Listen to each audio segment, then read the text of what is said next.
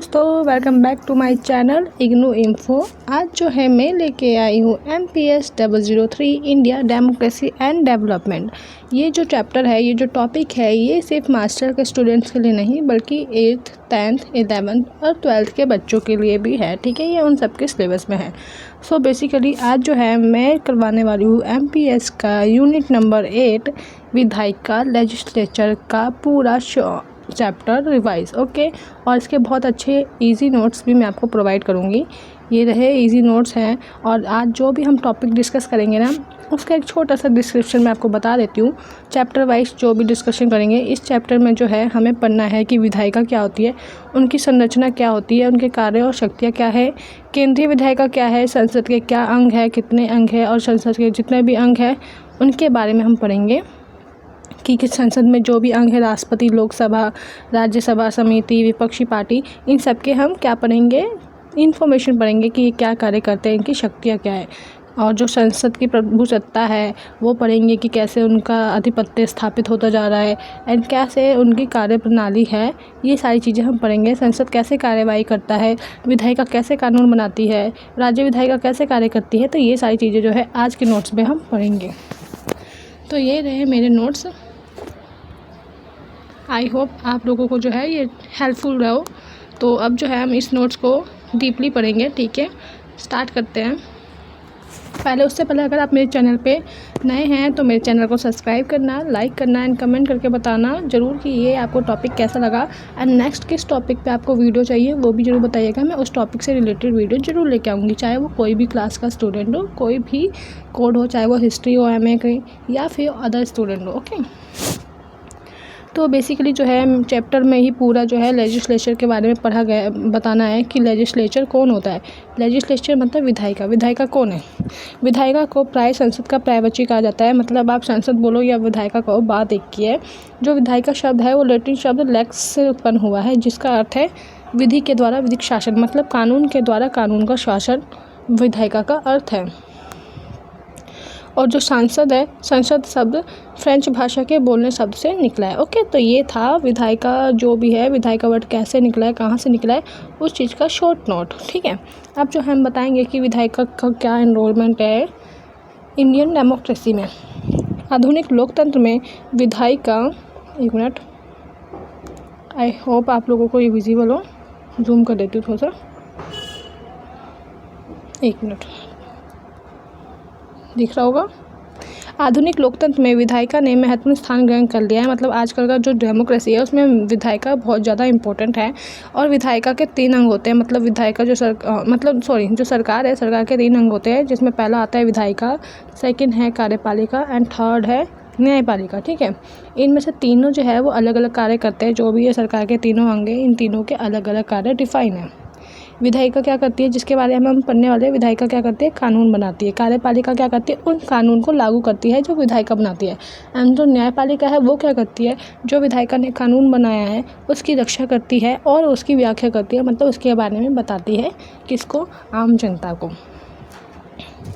विधायिका किसके द्वारा चयनित की जाती है? विधायिका जो है हम आम जनता के द्वारा प्रत्यक्ष तौर पे चुनी जाती है। इसकी बहस, विरोध, प्रदर्शन, बहिर्गमन, सरोकार और सहयोग सदन को सजीव बनाए रखते हैं। मतलब जो विधायिका जो जनता के लिए के द्वारा चुना जाता है और जनता के लिए वो कार्य करती है। जिस तरह से वो संसद में, लोकसभा में हमारे लिए बहस करती है, हमारे हिसाब से विरोध प्रदर्शन करती है, हमारे लिए सहयोग की नीतियाँ बनाती है, इस तरीके से वो क्या करती है, संसद को और लोकतंत्र को सजीव बनाए रखती है। विधायिका आम जनता की इच्छाओं व आशाओं का प्रतिनिधित्व करती है। जो विधायिका है ना, उसको हम आम जनता ने प्रत्यक्ष तौर पे मताधिकार करके चुना है, इसलिए जो है वो हम आम जनता की इच्छा और आशाओं का प्रतिनिधित्व करती है। मतलब हमारी बातों को आगे रिप्रेजेंट करती है। ये जनप्रतिनिधियों, मतलब जो हमने चुना है गवर्नमेंट को, उनके जनता अलग है, क्या अलग है, जनता के प्रति और अधिक जिम्मेदार और जवाबदेह। मतलब जो ये विधायिका है वो हम लोगों के प्रति जिम्मेदार और जवाबदेह है, क्योंकि अगर वो कुछ भी करती है तो उन्होंने ऐसा क्यों किया है, किस कारण से किया है, उसको ये जवाब देना पड़ेगा। आधुनिक लोकतंत्र में जो है ना, ये नींव का पत्थर कार्य करती है। यहाँ पे आना है। नींव। आप लोग समझ सकते हैं इंग्लिश की टाइपिंग तो फिर भी इजी होती है, बट हिंदी की टाइपिंग थोड़ी सी मुश्किल होती है और इतने ज़्यादा नोट्स लेके आना थोड़ा सा डिफिकल्ट होता है। अगर 2-4 वर्ड्स की मिस्टेक है तो आप उसको प्लीज़ इग्नोर करना। अब जो है हम पढ़ेंगे कि विधायिका की जरूरत है क्यों हमें, संसद की आवश्यकता क्यों है हमें, why we need a parliament. तो हम ये पढ़ेंगे, ठीक है। भारत की जो संख्या है, विधान पालिका को संसद का नाम दिया गया है, ठीक है। मतलब जो विधान पालिका है उसको संसद कहा जाता है और राज्य स्तर पर इसी को विधानसभा कहा जाता है। संसद के बिना कोई भी जो लोकतंत्र है, कोई भी जो डेमोक्रेसी है वो काम नहीं कर सकता, क्योंकि संसद की आवश्यकता हमें हर जगह होती है। संसद की आवश्यकता हमें क्यों है वो हम निम्नलिखित बातों के आपको बताएंगे कि संसद की आवश्यकता हमें पड़ती क्यों है। पहला तो वो कानून बनाती है, यहाँ पर संसद आएगा। संसद क्या करती है, कानून बनाती है और फिर उन्हें संशोधित करती है तथा कानून को निरस्त भी करती है। आवश्यकता पड़ने पर विधायिका कार्यपालिका पर नियंत्रण कर सकती है। जो संसद है ना वो हमारे लिए कानून बनाती है, हमारी ज़रूरतों के हिसाब से कोई भी कानून बनाती है, विधेयक पास करती है और उसमें कुछ चेंजेस करने हो, संशोधन मतलब चेंजेस होता है तो चेंजेस भी कर सकते हैं। और अगर उनको लगे कि ये जो कानून बन रहा है वो गलत है तो वो उसको निरस्त भी कर सकती है, या जो अभी तक जितने कानून बन चुके हैं अगर उसमें कोई कानून समय के साथ ऐसा है जो रिलेवेंट नहीं रखता तो उसको ख़त्म भी कर सकती है, ठीक है। और आवश्यकता पड़ने पर क्या करती है, विधायिका कार्यपालिका पर नियंत्रण रखती है। कार्यपालिका कौन होते हैं, कार्यपालिका में राष्ट्रपति आते हैं, प्रधानमंत्री आते हैं, मंत्रिमंडल आते हैं, कैबिनेट में आते हैं, ये सारे जो है इन पर कार्यपालिका पर नियंत्रण रख सकती है भारत। भारत में कार्यपालिका कौन होता है, प्रधानमंत्री, मंत्रिमंडल, संसद के प्रति जवाबदेह होते हैं।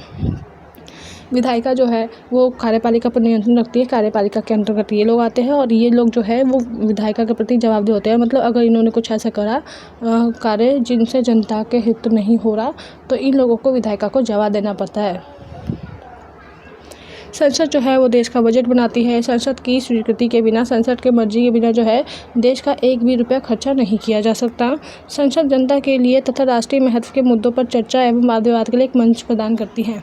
जो संसद है वो जनता के लिए जो भी कार्य करने हैं, जो भी नीतियाँ बनानी हैं, इन सब के चर्चा के लिए, वाद विवाद के लिए क्या करती है, एक मंच प्रदान करती है, ठीक है। मंच कैसे, लोकसभा और राज्यसभा हो गया, ठीक है।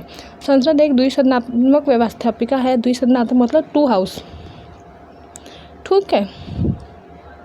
कैसे, इसमें जो है राष्ट्रपति, राज्यसभा और लोकसभा सम्मिलित है, एक राज्यसभा और एक लोकसभा। तो इस तरीके से जो है ये द्विसदनात्मक व्यवस्थापिका हुआ।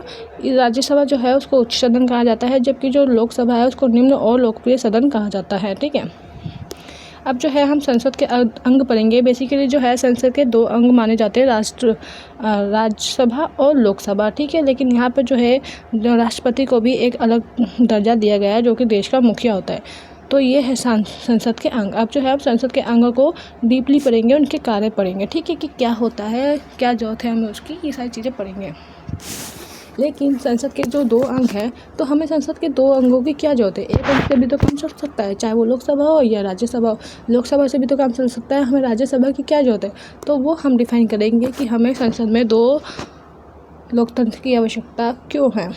भारत की संघीय विधान पालिका को संसद का नाम दिया गया है। मतलब जो विधान पालिका भारत में है उसको ही संसद कहा जाता है और व्यवस्थापिका भी यही है। इसमें राष्ट्रपति, राज्यसभा और लोकसभा सम्मिलित होते हैं। जो व्यवस्थापिका है उसके अंदर कौन आता है, राज्यसभा आते हैं, लोकसभा आते हैं और राष्ट्रपति आते हैं, ये 3 लोग आते हैं। और राज्यसभा संसद का उच्च सदन होता है, जबकि लोकसभा सदन का निम्न एवं लोकप्रिय सदन है।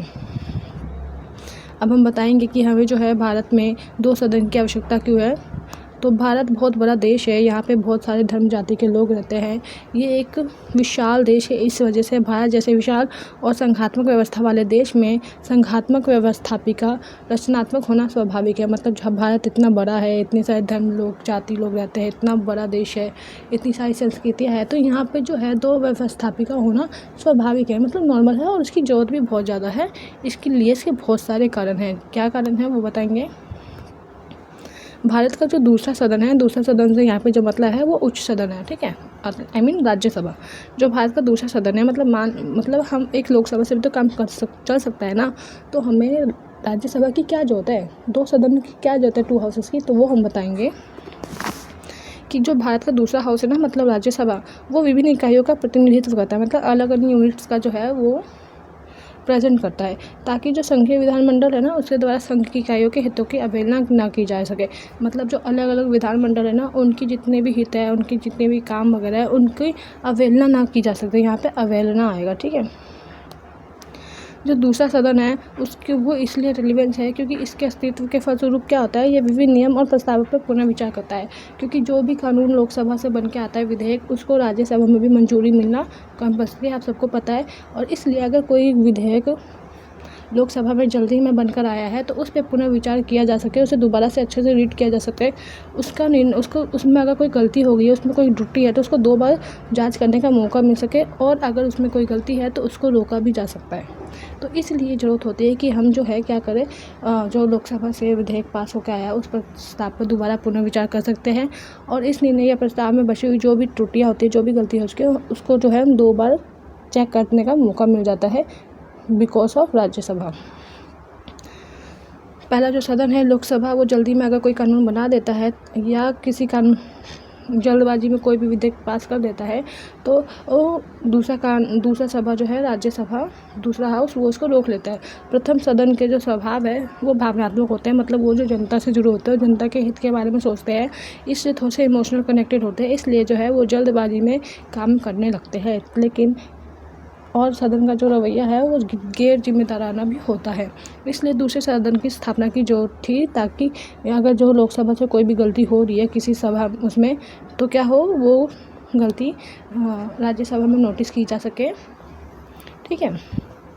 यदि संसद में दूसरा सदन नहीं होता तो प्रथम सदन स्वेच्छाचारी बन जाता है, सदन आएगा यहाँ पर, ठीक है। मतलब अगर सेकंड हाउस नहीं होता ना, राज्यसभा नहीं होता, तो जो पहला हाउस है ना लोकसभा, वो अपनी मर्जी चलाने लगता, वो दूसरा कुछ भी करने लगता, वो अपने अकॉर्डिंग चलता। दूसरे सदन के अभाव में वो अपनी मनमानी कर सकता था, है ना। भारतीय सदन में जो है दूसरा सदन प्रथम सदन की तरह की अपेक्षा स्थायी है। मतलब जो सेकंड हाउस है राज्यसभा, वो लोकसभा जो है ना वो अस्थायी सदन है। आपको पता है वो 5 वर्ष में प्रत्येक भंग किया जाता है, और लेकिन जो राज्यसभा है वो एक स्थायी सदन है, वो कभी भी भंग नहीं किया जाता, बल्कि प्रत्येक 2 साल में जो है उसके 1/3 जो भी मेंबर्स है वो रिटायर्ड होते हैं और न्यू इंक्लूड होते हैं। तो जो भी राज्यसभा के जो लोग हैं वो क्योंकि स्थायी होते हैं, परमानेंट होते हैं, तो उनको ना थोड़ा बहुत ज़्यादा अनुभव होता है। इसलिए अनुभव के आधार पर भी जो है सेकंड राज्यसभा की भी जरूरत है। जो दूसरा सदन है वो पहले सदन के कार्यभार को कम करता है। मतलब जो फर्स्ट सदन है ना लोकसभा, उसका जो भी काम का बर्डन वगैरह है वो दूसरा सदन जो है कम करता है, क्योंकि जो बहुत सारे इजी विधेयक है या फिर जो साधारण विधेयक है ना, वो चाहे तो डायरेक्ट राज्यसभा में भी आ सकते हैं, और कम महत्व के जो भी प्रस्ताव है वो राज्यसभा में ला करके उनको पास भी किया जा सकता है, और उनमें कुशलतापूर्वक विचार विमर्श भी किया जा सकता है। इससे क्या होता है कि जो लोकसभा है उसका कार्यभार थोड़ा सा कम हो जाता है। जो पूर्णिमा बनर्जी जी है वो कहती है, अकॉर्डिंग टू पूर्णिमा बनर्जी आना है यहाँ पे, पूर्णिमा बनर्जी कहती है कि उच्च सदन पुनर्विचार करने के उपयोगी काम को अंजाम देता है। मतलब जो सेकंड हाउस है राज्यसभा, वो दोबारा से एक बात पे दोबारा सोचने के लिए, एक विधेयक पे दोबारा से विचार करने के लिए बहुत ज़्यादा अच्छा है, और इसके विचारों को महत्व देता है। इससे क्या होता है कि जो भी निचले सदन में, मतलब लोकसभा में गलतियाँ हो रही है, वो दूसरे सदन में देख के इग्नोर नहीं किया जाता, बल्कि उसको सुधारा जाता है। जो भारत की लोकतंत्र की संसदीय संस्था है उसके बारे में हम पढ़ेंगे कि भारतीय संसद क्या है। तो यहाँ पे थोड़ा सा मिस्टेक हो गया है, 1 मिनट, यहाँ पे थोड़ा सा मिस्टेक हो गया था। अब जो है मैंने इस मिस्टेक को ठीक कर दिया।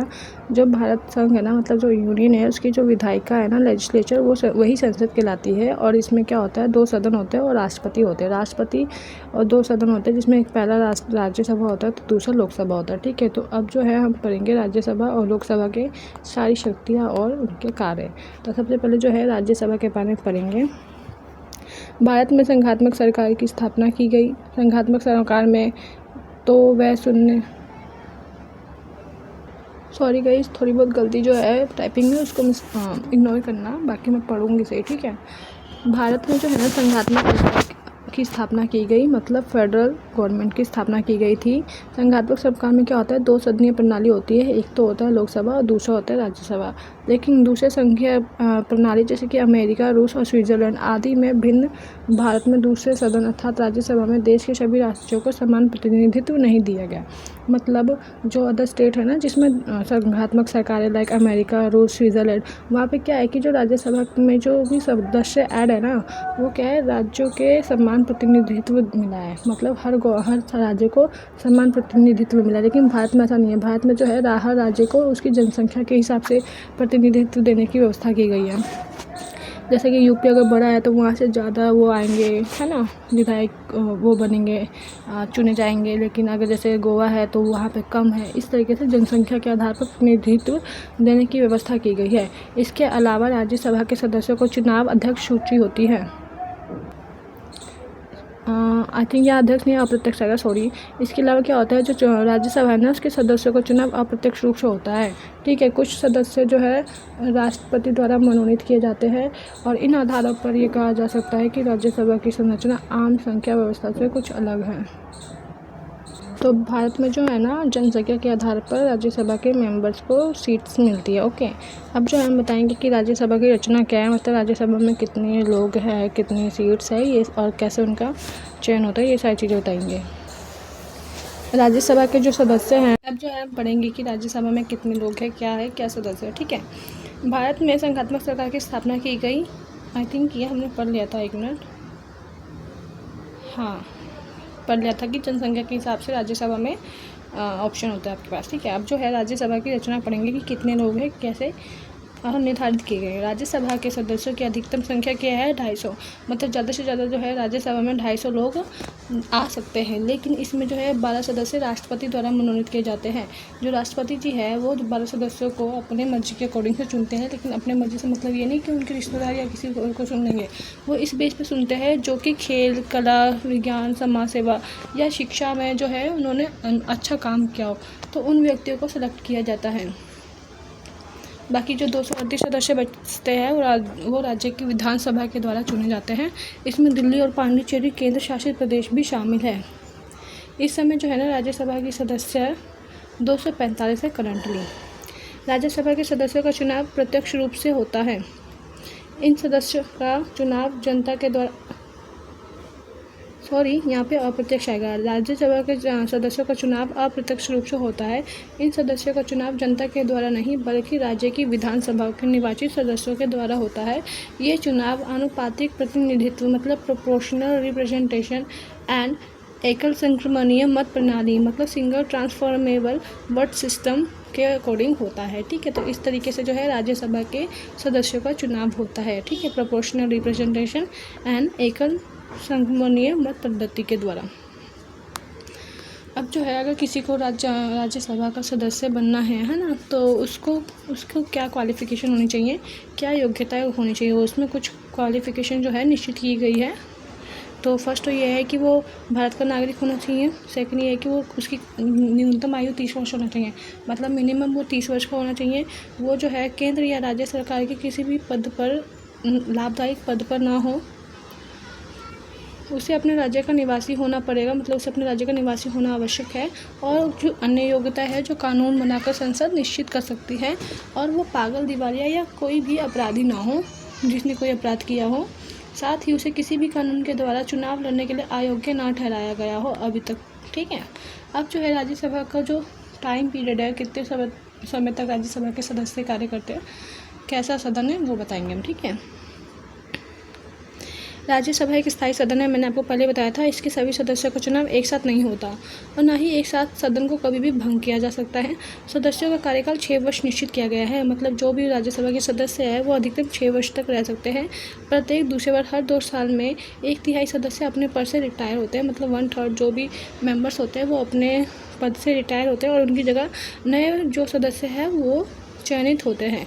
अब जो है सदस्य जो उसमें पहले से है वो दोबारा भी चुने जा सकते हैं, पुनर्निर्वाचन का भी उनको अधिकार है। राज्यसभा की बैठकों की कार्यवाही चलाने के लिए, मतलब जो राज्यसभा की बैठक तभी हो सकती है जब राज्यसभा में जो है 1/10 पार्ट मतलब 1/10 भाग जो है मेंबर अवेलेबल हो, प्रेजेंट हो। अदरवाइज़ जो उनकी कार्यवाही है वो नहीं होगी, कार्यवाही रद्द कर दी जाएगी, क्योंकि 1/10 पार्ट होना ज़रूरी है तभी कार्यवाही होगी। अब जो है हम लोकसभा के बारे में पढ़ेंगे। लोकसभा की रचना वगैरह और उनकी योग्यता वगैरह और कैसे वो काम करती है। लोकसभा संसद के जो 2 अंग हैं, उनके कानून, दोनों अंग की शक्तियाँ क्या है, कार्य क्या है, ये सारी चीज़ें जो है हम नेक्स्ट वीडियो में पार्ट 2 में पढ़ेंगे। अदरवाइज़ पार्ट 1 जो बहुत लंबा हो जाएगा। बाकी अगर और कोई टॉपिक है आप लोगों को चाहिए तो बता दीजिएगा। अभी इसकी बहुत सारी चीज़ें अभी आपको बहुत डीपली ये नोट्स पढ़ा दूँगी। इतना डीपली पढ़ा दूँगी ना कि आप प्रोडक्ट जाएंगे, आपको एक एक लाइनें याद हो जाएगी इसकी नोट्स की। बाकी अगर आपको ये वीडियो अच्छी लगी हो तो आप लोग कमेंट करके ज़रूर बताइएगा। बाकी थैंक यू सो मच, आपने इस वीडियो को पूरा देखा। एंड अपना एक कमेंट जरूर छोड़ के जाइएगा। एटलीस्ट मुझे पता लगना चाहिए कि मैंने कैसा वीडियो बनाया है, मुझे क्या इसमें सुधार करना है, मुझे अपनी स्पीड बढ़ानी चाहिए या लो करनी चाहिए, या फिर मुझे इसमें कुछ कमियां हैं वो बताएं, ताकि मैं अपनी गलतियों को सुधार के और आगे अच्छा कर सकूँ। Thank you so much for watching my video.